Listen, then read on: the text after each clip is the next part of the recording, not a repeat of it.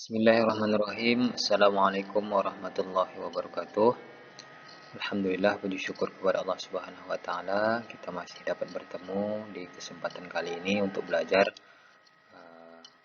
materi kita sejarah kebudayaan Islam tentang keperwiraan Nabi Muhammad sallallahu alaihi wasallam. Bersama saya Bapak Ardiansah, dalam hal ini guru bidang studi sejarah kebudayaan Islam. Kita mulai dari yang pertama, yakni apa itu pengertian dari keperwiraan itu sendiri. Perwira secara arti adalah berani atau pahlawan. Jadi kalau keperwiraan itu sikap keberanian atau kepahlawanan dari Nabi Muhammad sallallahu alaihi wasallam yang perlu kita contoh dan kita laksanakan di kemudian hari. Bagaimana keperwiraan Nabi Muhammad sallallahu alaihi wasallam itu? Yang pertama adalah berani.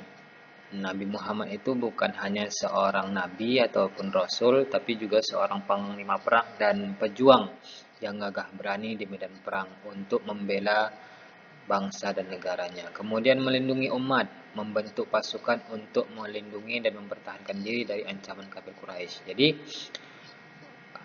membantu pasukan itu bukan serta-merta untuk membunuh atau membinasakan orang lain, tapi untuk mempertahankan diri dari ancaman orang-orang yang ingin membunuh umat Islam. Kemudian keperwiraan Nabi Muhammad yang terakhir adalah ahli siasat perang.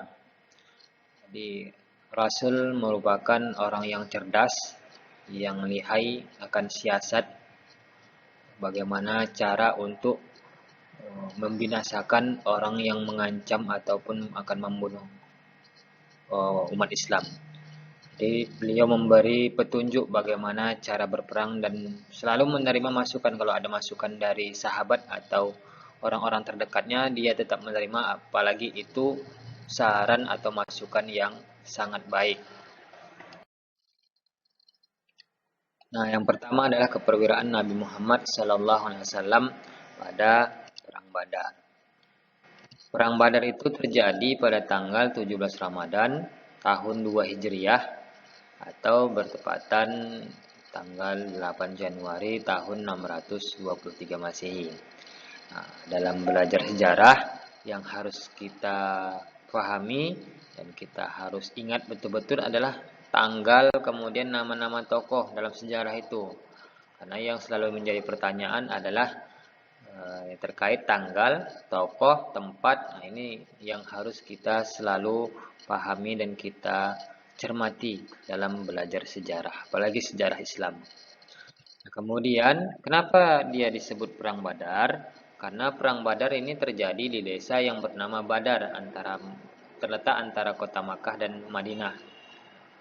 Jadi dalam menamakan suatu kejadian biasanya itu terkait dengan nama atau sesuatu yang terjadi pada saat itu. Misalnya kita selalu diingatkan ketika Maulid, tanggal atau tahun kelahiran dari Nabi Muhammad SAW itu pasti disebutkan adalah tahun gajah. Kenapa tahun gajah? Karena sebelumnya ada kejadian tentara bergajah yang menyerang kota Makkah yang ingin menghancurkan kota Ka'bah.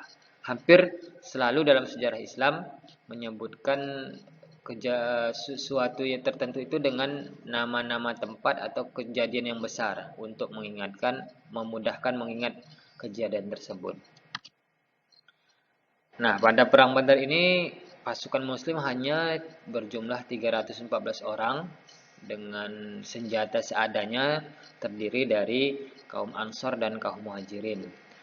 Siapa itu Ansor? Ansor adalah kaum muslim yang menerima kedatangan Nabi Muhammad. Kaum Ansor ini adalah orang-orang Madinah yang menerima kedatangan Nabi Muhammad SAW. Sedangkan kaum Muhajirin ini adalah orang-orang yang hijrah bersama Nabi Muhammad SAW dari Makkah ke Madinah. Itu perlu diingat ya, membedakan mana Muhajirin dan mana kaum Ansor. Nah, tadi kaum muslimin berjumlah 314 orang, sedangkan kaum kafir Quraisy berjumlah 1000 orang. Tidak masuk akal rasanya 1000 orang, 314 orang bertarung melawan 1000 orang dan bisa memenangkan perang ini. Perang Badar ini diabadikan Allah Subhanahu wa taala dalam Quran surah Ali Imran ayat 123. A'udzu billahi minasyaitonir rajim. Wa laqad nasarakumullahu bi Badri wa antum adillah fattaqullaha la'allakum tashkurun. Sadaqallahul azim. Sesungguhnya Allah telah menolong kamu dalam perangan Badar padahal kamu adalah ketika itu orang-orang yang lemah. Karena itu bertakwalah kepada Allah supaya kamu mensyukurinya. Jadi secara jumlah ini perbandingannya cukup jauh. Kalau kita pikir-pikir habislah orang-orang muslim dibantai oleh orang kafir Quraisy. Nah, apa yang dilakukan Nabi Muhammad SAW beserta pasukan muslim lainnya? Strateginya adalah dengan menguasai sumber air atau penampungan air. Jadi, strategi yang dilakukan adalah menjaga sumber air karena sumber air ini sangat dibutuhkan oleh masing-masing pihak. Kaum muslimin butuh dan kafir Quraisy juga butuh. Karena kalau kehausan, maka tidak ada tenaga untuk berperang. Nah, untuk kuda, untuk onta, dan untuk mereka sendiri, pasukan sendiri sangat membutuhkan air. Setelah dijaga oleh pasukan muslim berkemah mereka di tempat atau di sumber penampungan air tersebut, maka seorang kafir Quraisy bernama Aswad bin As'ad, dia datang untuk menghancurkan sumber air tersebut supaya tidak lagi ditempati atau tidak dapat air bagi kaum muslimin, namun bisa digagalkan oleh Hamzah bin Abdul Muthalib. Siapa itu Hamzah bin Abdul Muthalib? Paman dari Nabi Muhammad SAW. Beliaulah yang menggagalkan atau menghalang si Aswad bin As'ad ini untuk menghancurkan sumber air yang dijaga oleh pasukan muslim.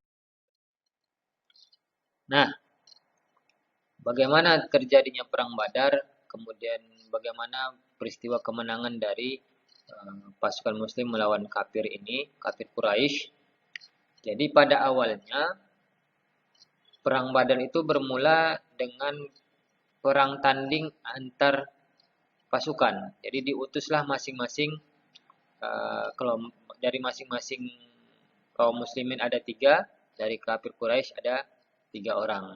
Jadi yang 3 inilah pertama kali bertarung terlebih dahulu di arena peperangan. Jadi mereka maju 3 orang dari muslim dan 3 orang dari kafir. Ini juga perlu diingat.